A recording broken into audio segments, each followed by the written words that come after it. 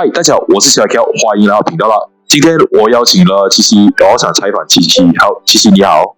大家好，我是七七。七七，恭喜你上个星期二你获得那个台湾的 RTN 冠军。谢谢。我自己在拿法师得到冠军，我也很意外。那当然也很开心能够使用法师获得冠军。首先，我们这边我有两个问题想问你，就是全世界也蛮想了解到为什么你会选择法师？为什么我会选择法师？因为说我玩法师的这个职业玩最久，那其他职业呢，虽然也有摸一些时间，但不太熟悉。那以前在玩闪击战的时候，也都只是玩法师而已。然后现在我们要来接触标准赛的构筑时，我对其他职业并没有把握。那我当然知道，法师在CC构筑是非常困难的，因为他的血非常少。但我又因为只会玩法师，因此我就拿法师来出战。原来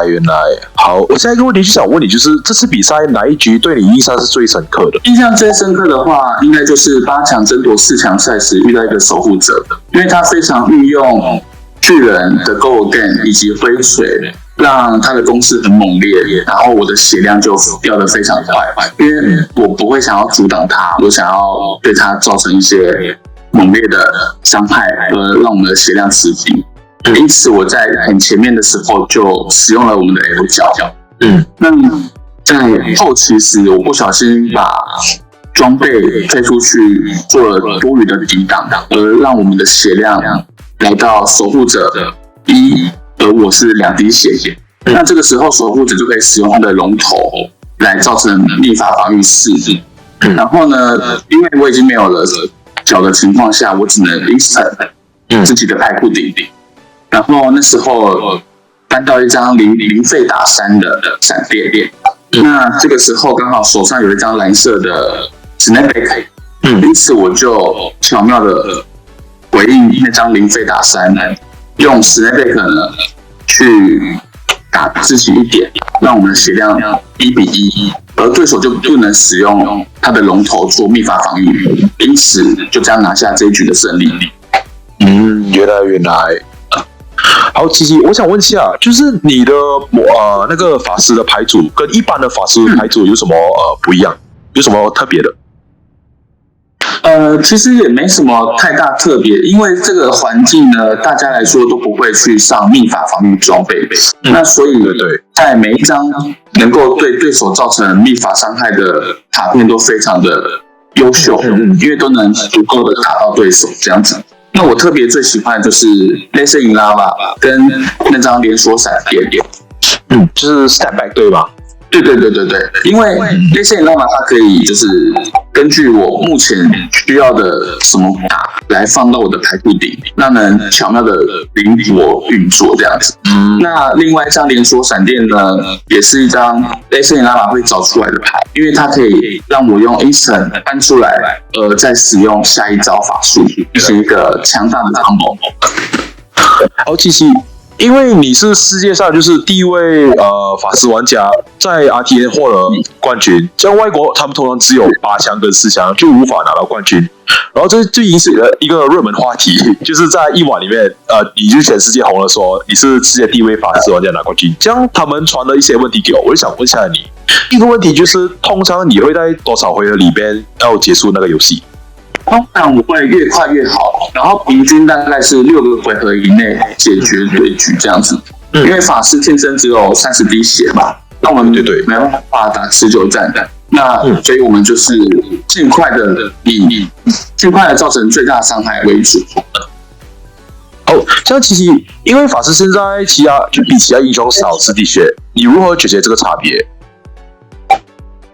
虽然法师呢，他天生只有30滴血，可是对手即便是40滴血，可是他们并没有秘法防御装。那我们的伤害呢，能很轻松的碰到对手，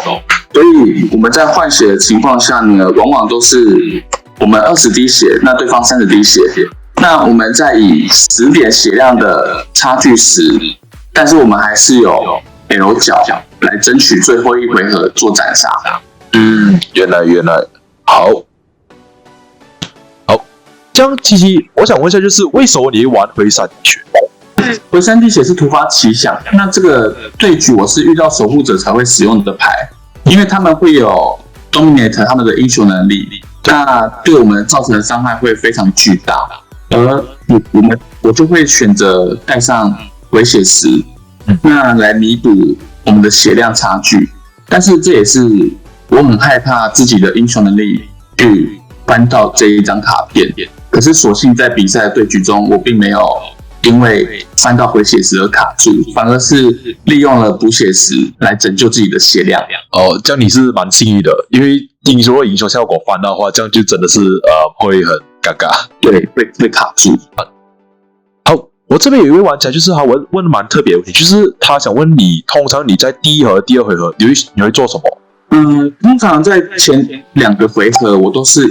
以下的牌张去做伤害的交换。那抵挡的方面呢，我就不会去做抵挡，因为我们有30滴血，那我们只要把对手的血量压在20滴，我们就可以在最后一回合直接靠着 Laser in Lava 去做 combo 技，那把对手斩杀。七七，这样我想问你一下，通常你对不同英雄的时候，你会怎样安排你的备牌区？我的备牌区的话，幻术无疑就是把我的6宫牌全部换上去，那把2防御的全部下掉，来确保我的防御值是够的。那打忍者的话，他的伤害会非常猛烈，那我们就是6宫牌都不要，然后2防牌也不要，那我们可以进行一个互相拼伤害的对局。然后守护者的话就是换上补血石，那药水不要，但是会留红药水。然后魔剑士的话就是以正常套路的套牌去攻击就可以了，那把会影响到我们 instant 的牌全部都拿掉，包括回血石。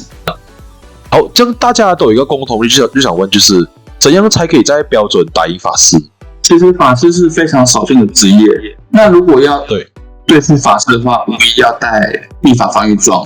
可是呢，带秘法防御装，其实法师非常害怕拖延时间的战术，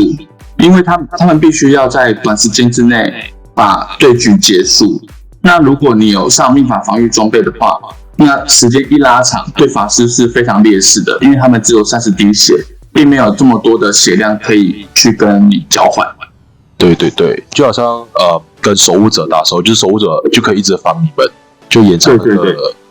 机。这样想问一下，你牌组里面最强是哪一张卡？与其说最强的牌呢，那我还是说最喜欢的牌好了。那就是法师大招以及 Laser in Lava， 因为 Laser in Lava 呢可以让我更巧妙的运用我的牌组去搜寻我目前当下需要的牌。那法师大招呢，就是可以在我一连串做好伤害的时候，再为1级伤害。那这样子的伤害非常可观，我觉得非常的爽度十足。对，是真的是蛮痛的。这样你在就是我们上期的比赛，你最难的对局是什么？我最难的对局肯定是幻术师的，因为他们的攻击过于猛烈。那我们又只能上6攻击的牌来去抵挡他的幻术，可是6攻击的牌呢，并不能从牌库顶去做使用。如果我们在英雄能力看到的话，我们会停下来，那这样就会陷入一个非常劣势的对局。那如果阻挡的不良的话，那进入持久战，我们的胜算是非常低的。因此，我非常不希望在西对局遇到幻术师。那也在这一次冠军当中呢，我没有遇上幻术师，也是非常幸运的。这样在这次比赛 RTA 比赛里面，你赢的时候，你最高血量是多少？我最高的血量是2滴血，通常都是1滴血，因为对手有龙头情况下，我不能让他的效果触发，因此我都会控制自己的血量，让自己的血量低于对手，让对手无法去触发龙头。那法师在控制血量是非常重要的，你不可以随意的抵挡，不然对方如果让你的伤害的话，那是非常吃亏的。对，就好像你对那个你的8强比赛的时候，你打那个守护之手，你就是因为多挡了一次，制造到对方1滴血，然后你2滴血，然后他可以使用那个龙头来打。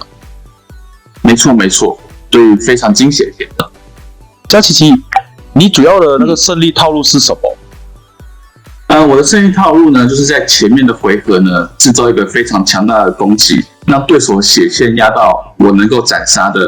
情况。那我就会使用那个 Anna Wing， 还有 Anna Blair 以及 Snapback 这样子。这3张牌呢，虽然费用蛮高的，可是因为我们前面会卖掉一些血量，因此在反打对手。那最后我们再使用 Laser in Lava 去找出我们的必胜的牌。这样子，好，琪琪，这样大家外玩家就是想问你一个蛮特别的问题，就是你有遇到有装模仿的英雄吗？在这个比赛里，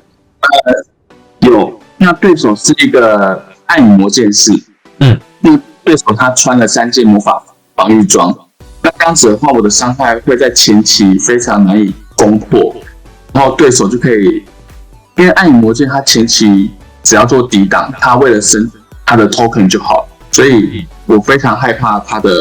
后面的攻势。那因为他有带3件魔法嘛，所以我就很难去把血量压下来。